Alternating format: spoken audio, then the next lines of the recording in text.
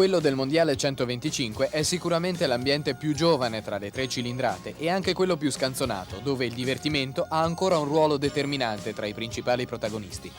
Può sembrare strano vedere un campione serio e riservato come Georges Jobet scherzare in questo modo con i suoi avversari.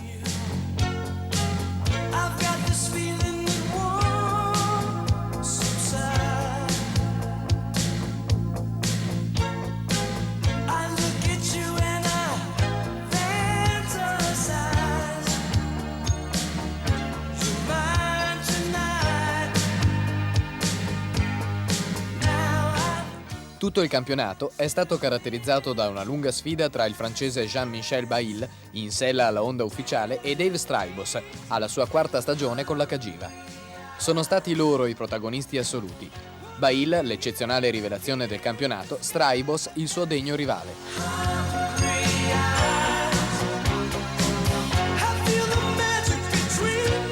Jean-Michel, grintoso e dotato di un talento del tutto particolare. Dave, più attento e costante nei risultati, ma forse psicologicamente meno determinato rispetto al suo grande avversario.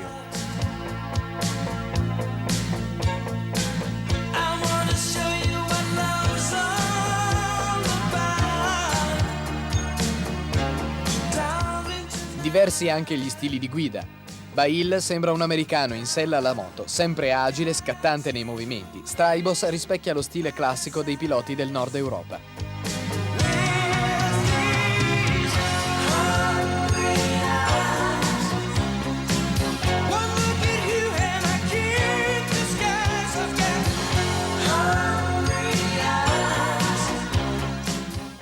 A nulla sono valsi gli sforzi dei diretti inseguitori, a cominciare dall'olandese Pedro Tragter, per passare alla rivelazione italiana Alessandro Puzzar e all'inarrestabile Contini, non più giovane ma sempre protagonista in una categoria di piloti emergenti.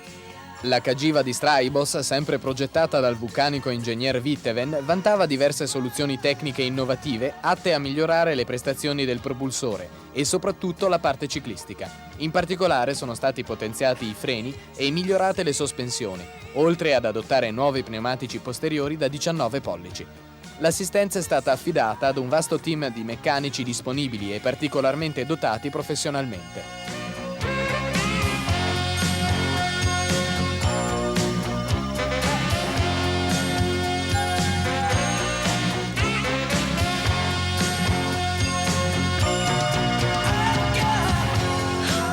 Per la Honda, quella con Bailly è stata la prima esperienza ufficiale nella 125, seguita in diverse prove direttamente dal reparto corse giapponese. Gestita e comprata per un prezzo esorbitante dalla Honda France, la moto di Bailly non ha subito modifiche di rilievo nell'arco del mondiale rispetto alle prime uscite delle prove iniziali e si è sempre mantenuta su di un livello qualitativo di prestazioni molto alto. Un vasto seguito di Honda ha contornato il parco dei piloti non ufficiali, a cominciare da Georges Jobet, per passare a Corrado Maddei, che come il campione belga ha adottato un kit di preparazione della giapponese Mugen, quest'anno non all'altezza come nella precedente stagione.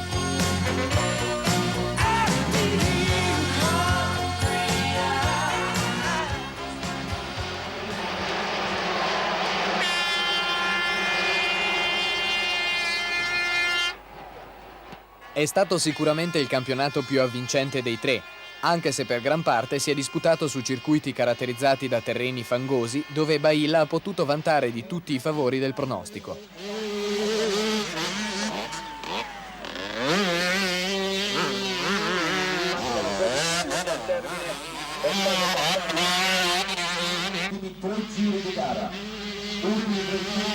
Veloce, preciso, sempre molto determinato, Bailly, originario di Monosque nel sud della Francia, è sicuramente il talento più rappresentativo del panorama mondiale. Con una guida sempre al limite, riesce a condurre la sua moto con uno stile moderno, quasi infaticabile, anche dove il percorso è particolarmente infido. E a fine gara, sul gradino più alto del podio, riesce sempre a mostrare di essere poco affaticato, anche dopo 40 interminabili minuti combattuti nel fango più insidioso. Vittoria Jean-Michel Bailly, Honda numero 3, ecco il L'inizio per il francesino è stato davvero travolgente e sembrava che nulla potesse fermarlo o quantomeno poterlo impensierire nella corsa al titolo mondiale. Solo dal Portogallo, dove è stata annullata una manche, è iniziato per Bahil un breve periodo di crisi nel quale in 4 prove non è mai riuscito a salire sul gradino più alto del podio.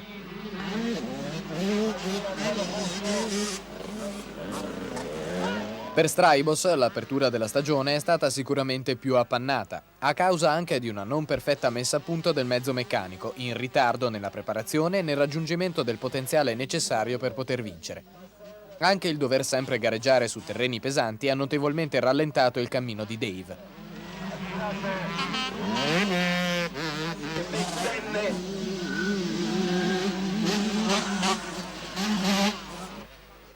Le vittorie però sono arrivate una volta giunto sui terreni di casa e del nord Europa.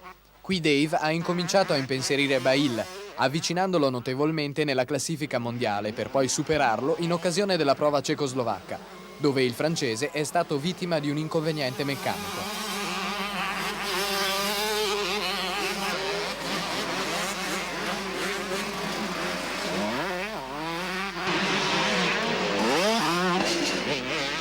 Il ruolo del terzo incomodo è stato recitato da un altro pilota olandese, Pedro Tragter, vincitore di una manche mondiale in occasione del Gran Premio di Finlandia.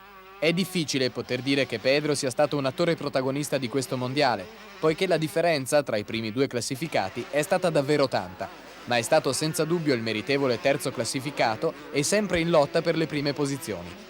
Il momento meno redditizio per lui è stato alla metà del mondiale, dove ha accusato 2 manche fuori dalla zona punti.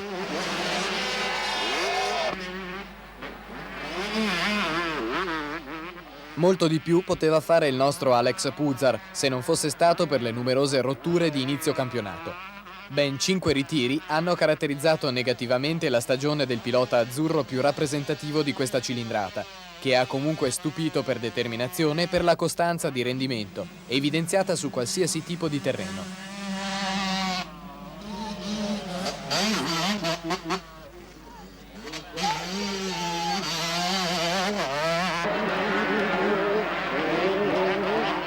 Dopo un paio di stagioni disputate in sordina, Puzar ha trovato le condizioni ideali per esprimere il meglio del suo repertorio, mostrando una guida altamente spettacolare ma ugualmente redditizia. È verso la fine del mondiale dove Puzar ha saputo dare il meglio di sé e, dimostrando di non accusare la stanchezza di tutto un anno di gare, ha tenuto il ritmo dei primi, cogliendo prestigiosi piazzamenti a pochi secondi di distacco dai 2 principali protagonisti. Destinato ancora a fare da collaudatore e da eterno secondo al pilota di punta, Massimo Contini è riuscito ugualmente a terminare al 5° posto della classifica finale. Contraddistinto da una guida pulita e particolarmente adatta ad una 125, il Conte ha ripetuto le prestazioni dell'anno precedente. Da lui ci si può aspettare ottimi risultati anche in condizioni menomate, come ha dimostrato quest'anno in Svizzera. Con un dito della mano rotto è riuscito a concludere al 4° posto l'ultima manche dopo aver fatto di tutto per aiutare il compagno di squadra.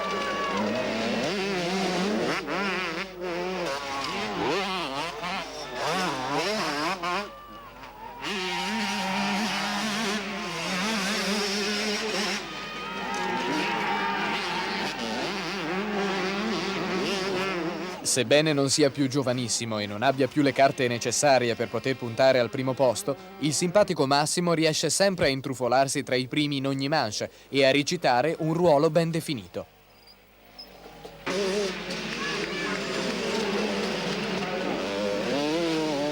Un altro italiano della vecchia generazione che si è ben comportato anche quest'anno alla sua ennesima partecipazione a questo mondiale è Corrado Maddii. Nella sua ultima stagione iridata, Maddii è stato l'unico pilota con Tragter ad aver strappato una vittoria di manche a Bahil e Straibos, in occasione del Gran Premio di Cecoslovacchia. Dotato di indomabile grinta e forte esperienza, ha saputo inserirsi al 7° posto della graduatoria finale. Georges Jobé è arrivato alla classe 125 non per caso, ma per cercare di contrastare il connazionale Geburs nella rincorsa allo storico Tris, vincere il titolo mondiale in tutte e 3 le classi. Un successo centrato da Geburs e non da Jobé, ritrovatosi in grande imbarazzo in una cilindrata che poco gli si addice. Con una moto non velocissima, il campione del mondo della 500 dello scorso anno non si è mai inserito nella lotta per il titolo e la sua migliore prestazione è stata un terzo posto. A fine stagione si è anche infortunato al polso destro, disertando le ultime prove e terminando il mondiale solo al 10° posto. Il nome nuovo di questa cilindrata non poteva che arrivare dagli Stati Uniti.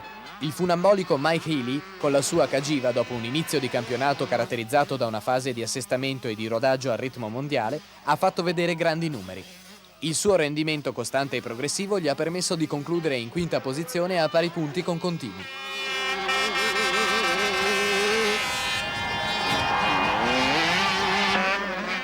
La gara che ha deciso il campionato e che ha riaperto la corsa per il titolo è stata senza dubbio quella francese. Jean-Michel Baïl, vincendo le 2 prove davanti al pubblico di casa e sotto una pioggia torrenziale, si è infatti riportato in lotta per il titolo.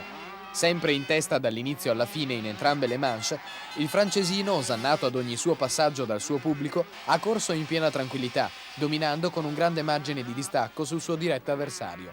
Per lui 40 preziosissimi punti, un giusto regalo per gli oltre 30.000 spettatori accorsi sul tracciato francese nonostante le pessime condizioni atmosferiche.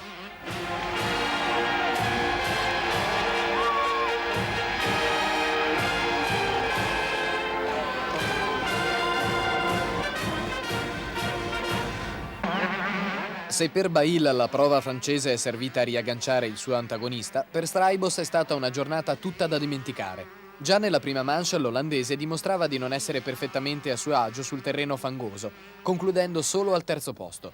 Il peggior piazzamento dopo quello ottenuto nella prova di apertura del Gran Premio d'Italia. Un banale errore nella seconda manche ha poi compromesso del tutto quella sfortunata giornata.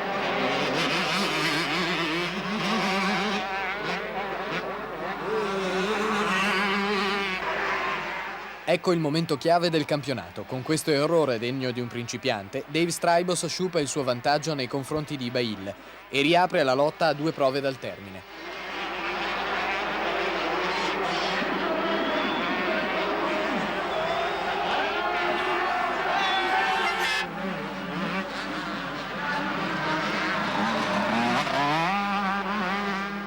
Dopo 22 manche la situazione tra i due è ancora di assoluta parità e il campionato si deve decidere negli ultimi 40 minuti del Gran Premio di Svizzera. In attesa del via, preoccupazione. Sguardi tesi che si incrociano.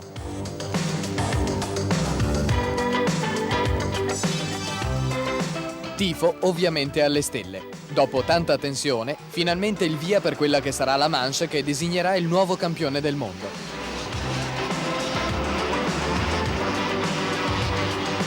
Dave non sbaglia la partenza questa volta e si porta subito al comando, ma Baïl è in gran forma. Il tifo è quasi tutto per lui e al secondo giro prende in mano la situazione, rompe gli indugi e passa l'olandese.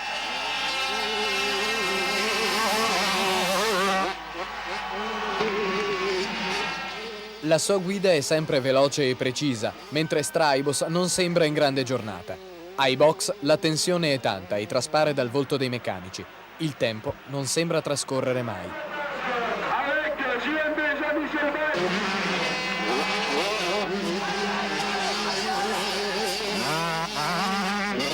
La gara continua, i piloti sempre al limite e il pubblico che segue in ogni istante le concitate fasi di questo fantastico duello.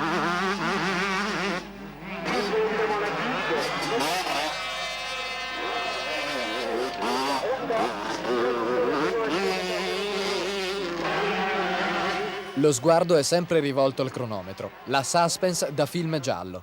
Manager e segnalatori cercano di trasmettere nel miglior modo possibile ai propri piloti. Nulla viene lasciato al caso. La posta in gioco è troppo alta.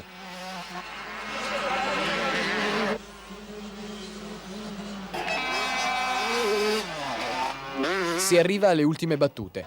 Baïl allunga decisamente, mentre Straibos incappa in una banale caduta. Per lui il mondiale è finito.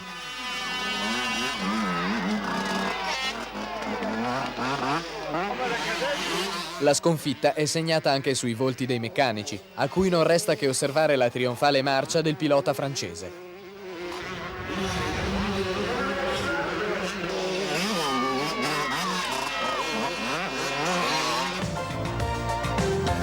rabbia per un risultato mancato, gioia per una vittoria.